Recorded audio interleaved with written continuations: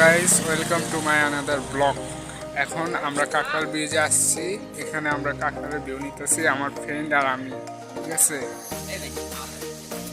কাকরাল ব্রিজে এসেছি। এখানে আমরা একটু ভিউ নিচ্ছি। এখানে গাড়ি ঘোড়া অনেক কিছু আছে। আমার ফ্রেন্ড আর আমি এসেছি। দেখেন কাকরাল ব্রিজের ভিউ, অনেক রোদ, এখানে থাকা যাচ্ছে না, গরম অনেক, শীতের সোম। এখন আমরা এখান থেকে চলে যাব অন্য কোথাও। গোরাপীর মাজারে মেলা হচ্ছে, ওখানে যাই আমরা এখন ব্লগ করব। ঠিক আছে, আমরা এখন ওখানে যাচ্ছি।